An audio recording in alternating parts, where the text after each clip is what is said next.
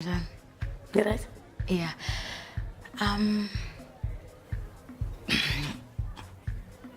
Ngeke ngisakwazi ukusebenza la eshisa nyama. Uchaza ukuthi ngeke kwazi ukusebenza? Ngichaza ukuthi ngifuna ukwenza into ebonakalayo ngempilo yami. Ngifuna ukushiyile kasi la kwamasho. Ngifuna ukufundisa abantu abahlukumezekile ukuba ama-prayer warriors. Manje le energy yala ekhaya cha ayihambiselani ne-spiritual walk sami. Okay, ngiyakuzwa. Bazokukhumbula kuza kwini. Yazi kuba nginezi isikhathi esanele isenotice ngabe ngikwazile ukufuna umunye umuntu kahle.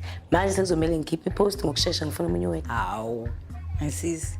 I-unemployment rate ingaka uzomthola umuntu. But still ukujoyina umuntu kuthatha isikhathi. Yeah, ngiyakuzwa. Kodwa wena ungayixaki ngalokho, hamba ufocuse kuwena nempilo yakho nokusindiswa kwakho. Ngiyabonga. Sawubona nje man. Yebo, sithandwa sami. Unjani baba?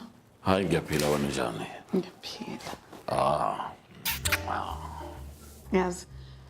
Kade ngihlele ekhaya ngicabanga nje Nkosi yami indoda yangikhiphela ilobolo lami. Ngavele ngabona ukuthi ngcono ngimlethele into yokudla. Usebenzile. Kanti ke baba angiphethe ukudla okushisayo kuphela ngiphethe nezinye izinto futhi ezishisayo. Hayi lalela ngifuna lezo iphethe eyishisayo. Nginikezwa. Ngizokunika.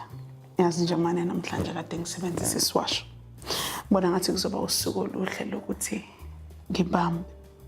Hey, usebenzile wena. Yazini. Lesiwasho lesi wena usifihla manqaba ngasibone.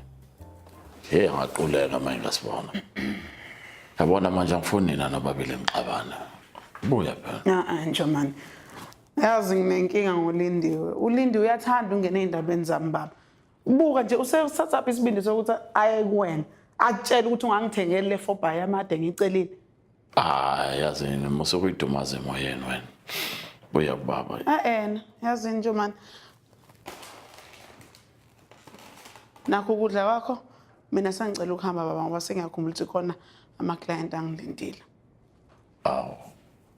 Bengithi sokwenza ingane nje. Baba sengivele ngasutha. Usale kahle.